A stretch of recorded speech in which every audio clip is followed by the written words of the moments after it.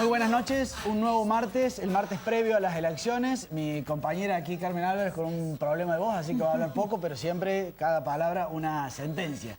Hoy, como habíamos prometido, queremos levantar la voz antes de que se produzca la veda. Ustedes saben que en Civilitas tenemos una hipótesis de que el país realmente ha tenido muy severas distorsiones en los últimos 10 años.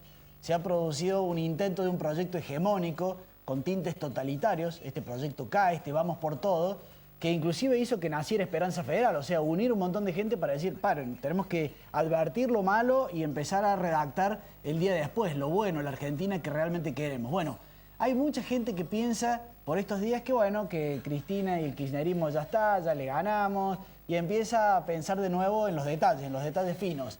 Pero nosotros queremos levantar la voz acá y decir, ojo, que este gigante puede estar dormido, pero no muerto. Tengamos mucho cuidado porque han sido muy profundas las heridas que ha producido este proyecto populista sobre la República, sobre la economía, sobre el federalismo, esta corrupción, esta mancha de corrupción impresionante que se ha extendido por toda la estructura estatal, digamos.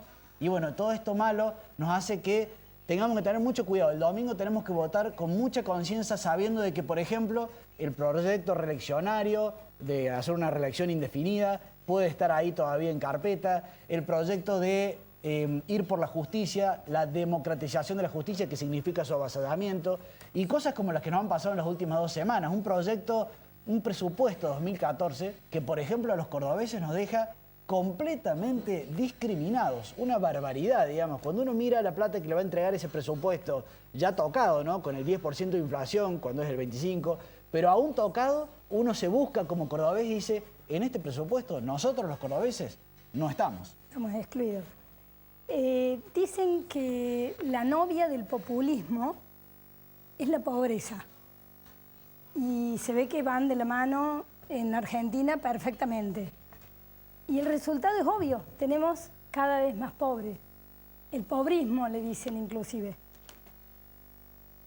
Lo único federal que tenemos es la pobreza. Nos transmitió esta semana un estudio Alejandra Torres Videsa y dice que 7 de cada 10 pobres están en el interior de la Argentina. Otros datos, un estado que ha aumentado el 60% su tamaño del 2000 a esta parte.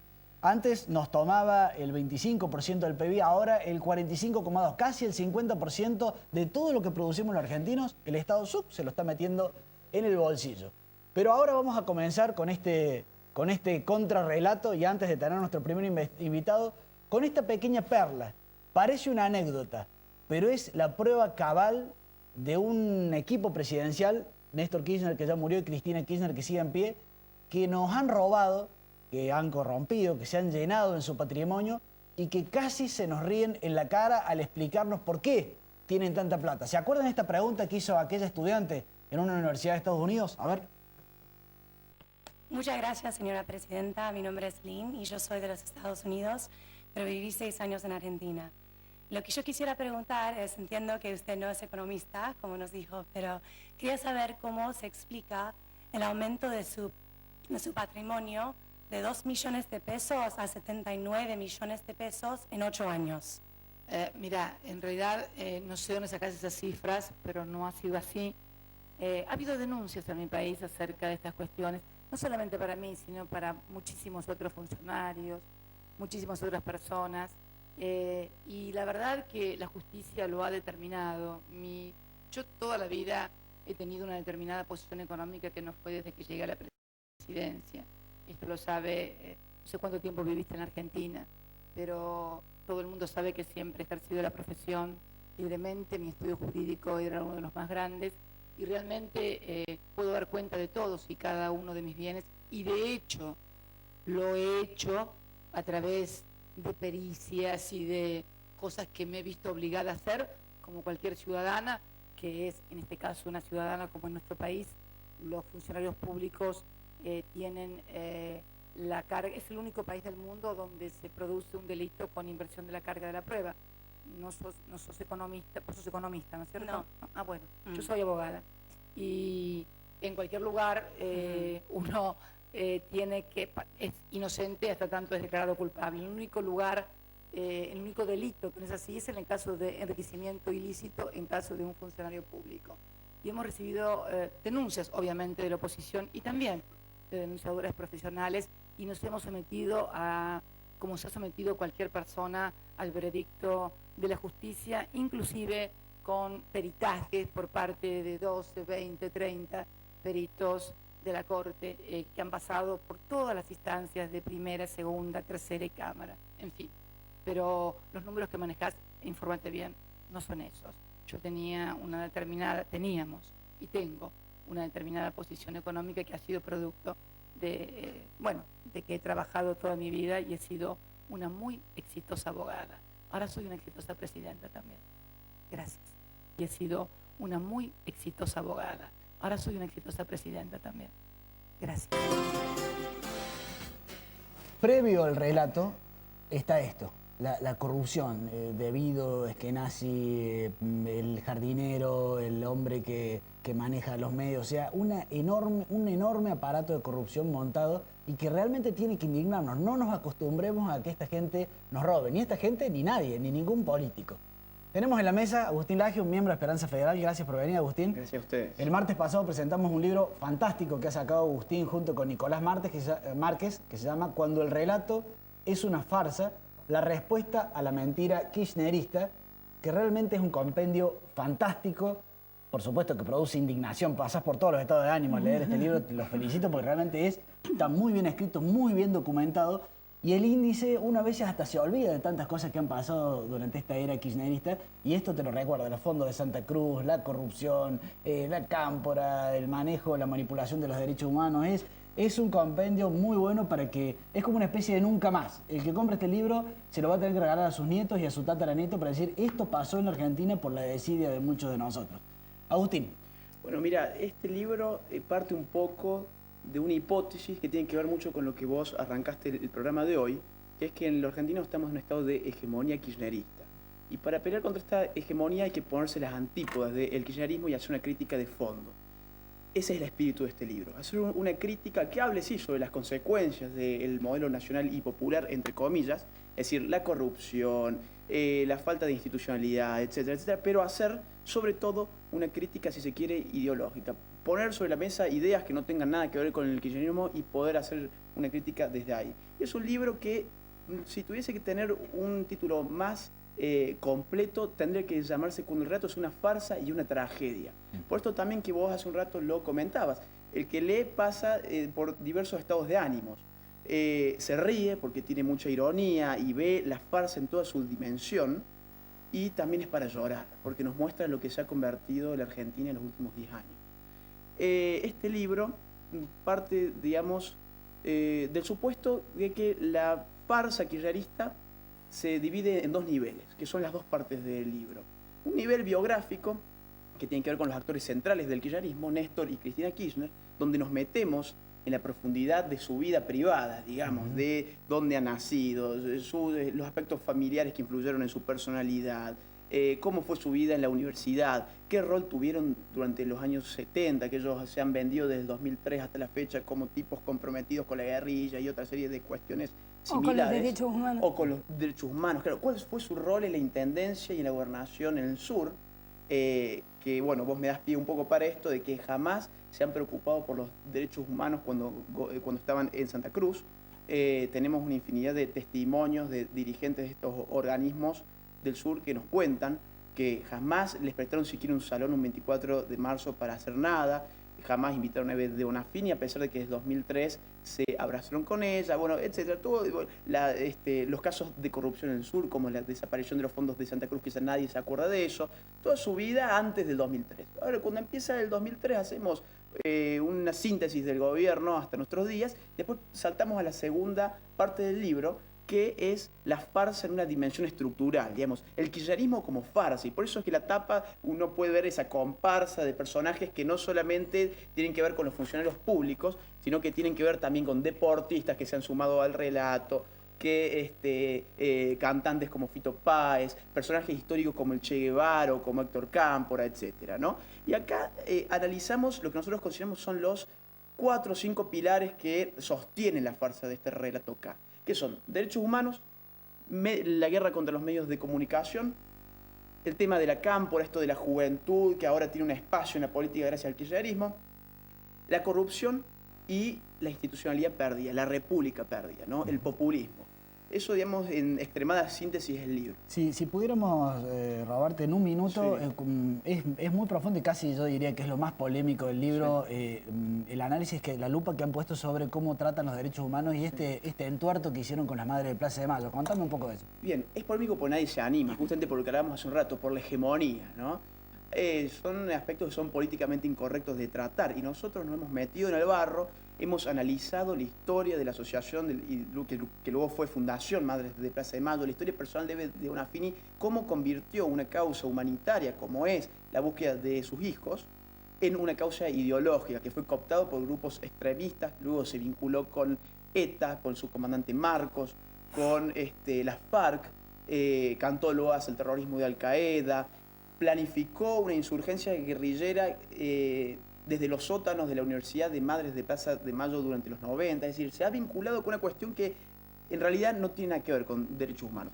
Tratamos la vida de Joclender, otro tipo, ¿no?, que se nos presenta como un adalid de los derechos humanos, que fue un tipo que mató a sus dos padres. Está toda la historia cruda y puesta con documentos a disposición del lector y, por supuesto, la parte económica. La estafa de Sueños Compartidos está en 40 páginas, 50 páginas, donde contamos los sobreprecios, las casas que se prometieron que no se hicieron y se pagaron, las mafias, los adoctrinamientos de los obreros, el clientelismo. Ustedes pueden trabajar en la Fundación Madres de Plaza de Mayo a cambio de que voten a esta gente, o sea, al kirchnerismo, y a cambio de que hagan estos cursos de formación marxista. Todo esto que hace un rato que les comentaba sobre cómo se fue construyendo el relato de los derechos humanos del 2003, pero antes no existía en la familia Kirchner. Bueno, Nos quedan unos minutitos, Sí. Agustín, lo dediquemos a...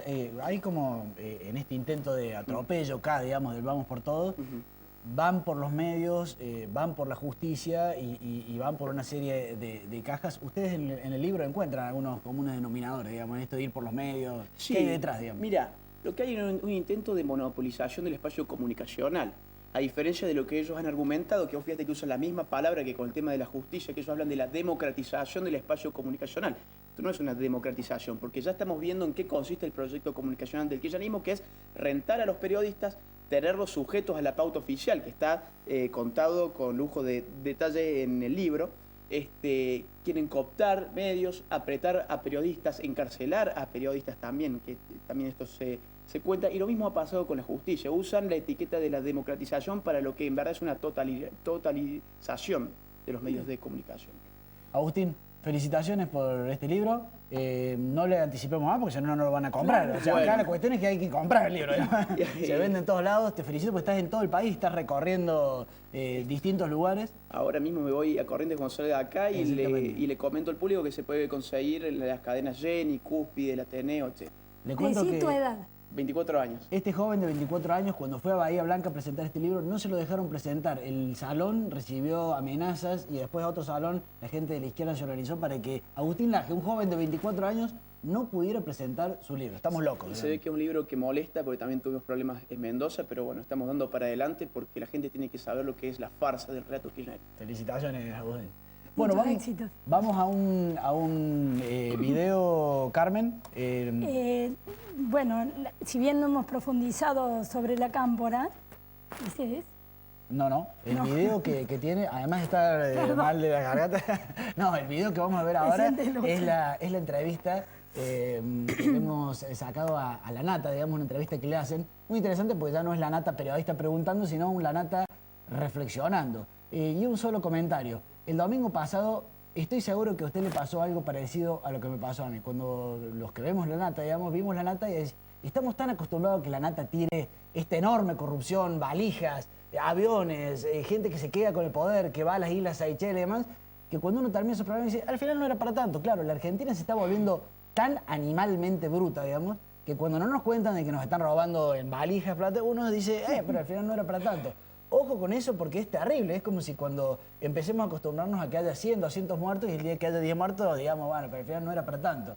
Es muy grave lo que nos está pasando en Argentina porque nos estamos acostumbrando a la corrupción, al totalitarismo y a esta gente. A ver qué dice la Nata.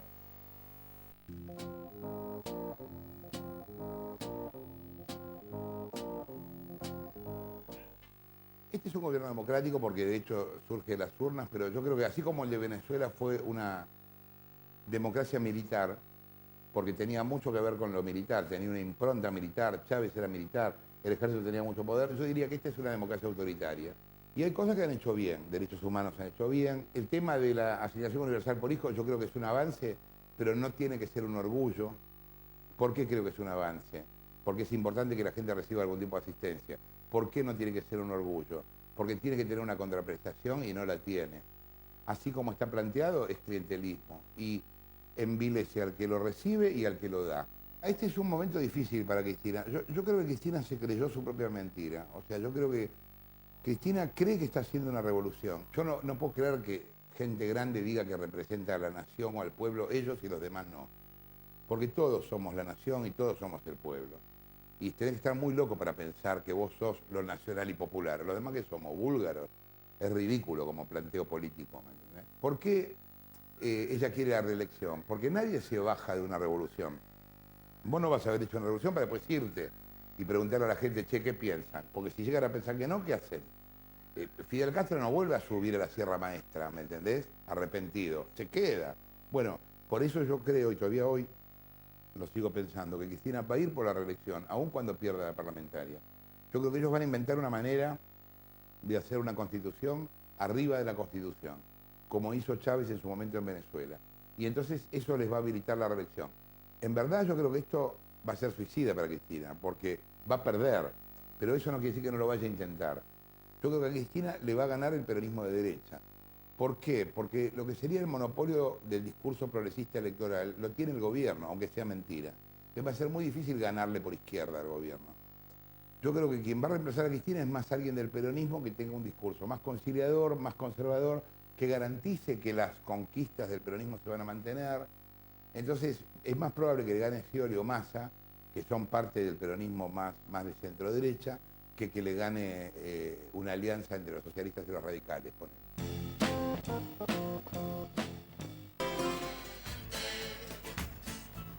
Bueno, la opinión de la Nata se podrá compartir o no, pero es interesante escucharlo.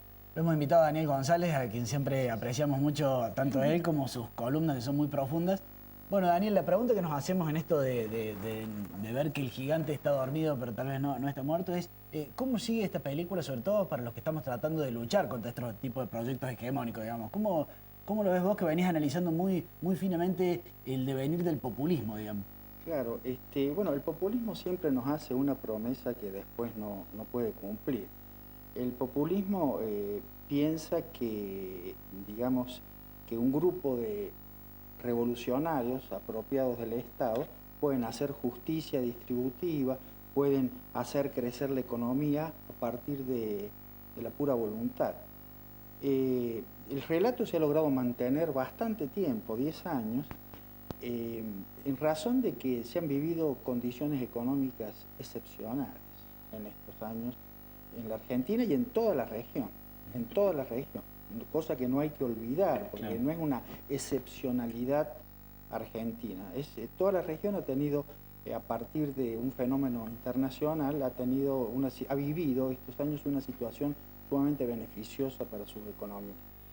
¿Cuál ha sido esta situación internacional favorable?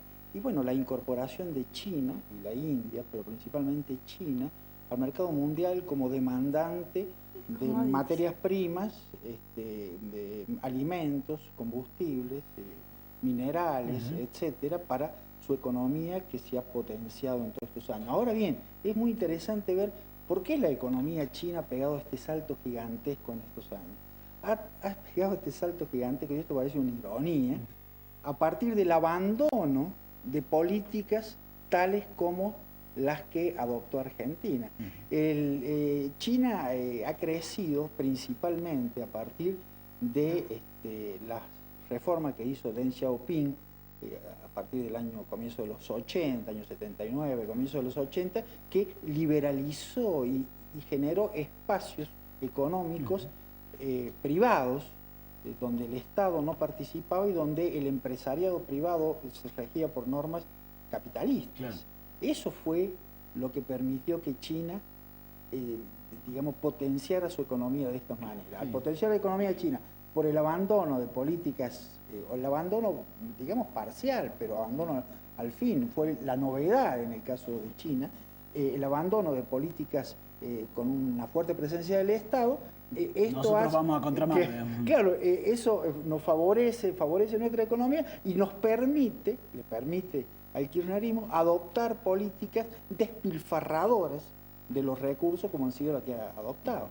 Te quiero preguntar, Daniel, porque el tema más preocupante es cómo sigue esta película. En los próximos 2 años que vamos a tener todavía kirchnerismo, aunque seguramente después del domingo derrotado, pero kirchnerismo al fin gobernando, digamos. ¿Y cómo sigue la película en el 2015? Sobre todo porque aquí alguien va a tener que hacer el ajuste, el orden. Claro, ¿Quién lo va a hacer? Claro, los que aspiran al poder están en un problema.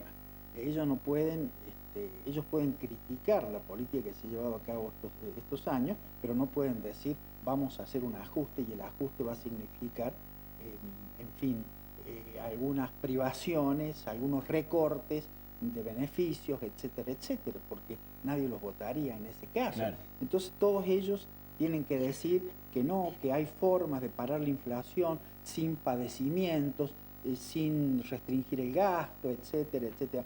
Yo no creo que esto sea así. Yo creo que parar esta inflación significa recortar el gasto público. Recortar el gasto público significa algún tipo de padecimientos, por lo menos inicialmente. Uno apuesta que el restablecimiento de la estabilidad posteriormente permita generar un escenario económico mucho más confiable, la recuperación de los temas institucionales que en estos años se ha tratado de una manera desastrosa, privándonos de inversiones internacionales, etcétera, etcétera. El restablecimiento de esas condiciones van a generar en el futuro condiciones que permitan que la economía rebrote. Ahora bien, inicialmente los ajustes significan, en fin, algún tipo de padecimiento a la gente, pero no son consecuencia del ajuste, son consecuencia de 10 años de anterior. pilfarro.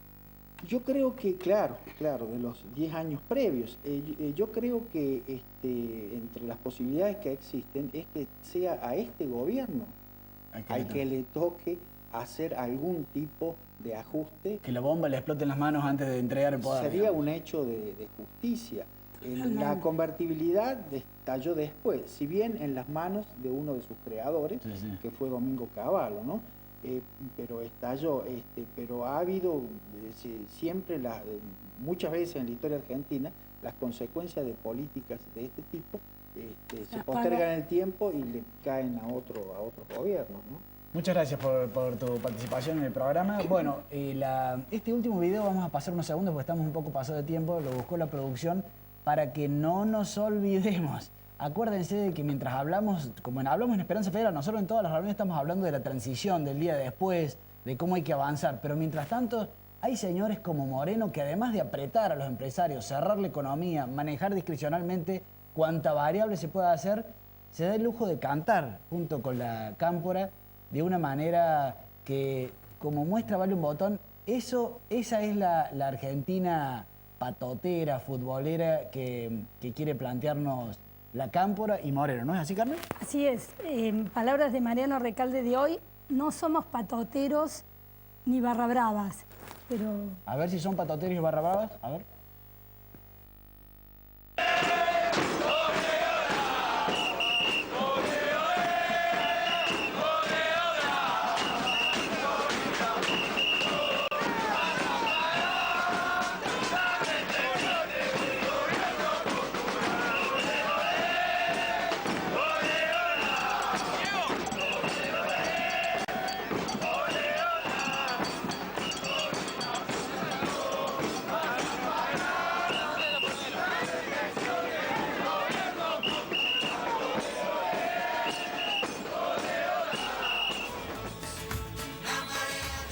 Bueno, yo quiero decirles una cosa que les vengo siempre martillando. Desde la aparición de Internet ha mejorado la libertad de expresión en el mundo. Es una gran noticia para todos. Realmente los gobiernos sobre todo los autoritarios, pueden llegar a encontrar algún freno. Esto es muy importante. Así, las redes sociales tienen una función clave en Argentina y en este momento que ustedes ya ven que estamos en una situación tan difícil. Facebook, Twitter y todas las redes que ustedes manejen. Pero la verdad que los argentinos somos bastante pasivos frente al Facebook o al Twitter. Miramos, espiamos, pero no participamos.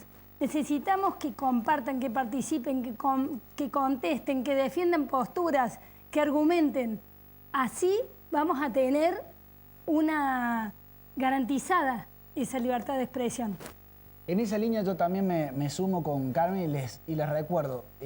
¿Se acuerdan que salimos con las cacerolas 2 veces el año pasado, una vez a lo largo de este año? Nosotros, usted, vos y yo, paramos el proyecto reeleccionario. Eso tengámoslo en claro, eso es un éxito de la ciudadanía argentina. Gracias a nosotros no hubo proyecto reeleccionario. Y ahora viene el momento sublime, porque la cacerola no es sustentable. El momento de votar el domingo. Y como dice Carmen, no es solamente el momento de votar, sino después de seguir participando. No nos durmamos, que no nos acuesten mientras nos dormimos. Cocodrilo que duerme es billetera, digamos. Entonces aquí tenemos que pensar 3 cosas. Que este proyecto totalitario termine, que Cristina termine su mandato, pero que no tenga intenciones de avanzar ni alguno de sus secuaces, digamos. Que venga una alternativa y que esa alternativa, y ese es el tercer gran desafío, sea seria, que no sea más de lo mismo. Que no nos vendan fútbol para la tribuna, que Scioli, que Massa, que La Sota, que Macri, que los que quieran ser, que Wiener, nos planteen algo realmente distinto, porque la Argentina necesita algo realmente distinto, algo libre, abierto, integrado al mundo, que dé estabilidad, que dé seguridad jurídica, que nos den ganas de volver a construir este país y no vivir con un Moreno que nos dice el poder lo tengo yo. Un bocadito más. Le hemos dado desde Civilitas mucho apoyo a la red Ser Fiscal. En el país son 70.000 fiscales los que se han anotado. Participamos nosotros y mucha de la gente de Esperanza Federal. No se olviden, levántense temprano, participen y vamos a estar mucho más contentos el domingo a la noche. El martes que viene entonces nos encontramos en lo que va a ser el día después, en los 2 días después, las 48 horas después de una elección que yo intuyo que va a ser histórica al menos para los que queremos que se terminen los vamos por todo. Buenas noches.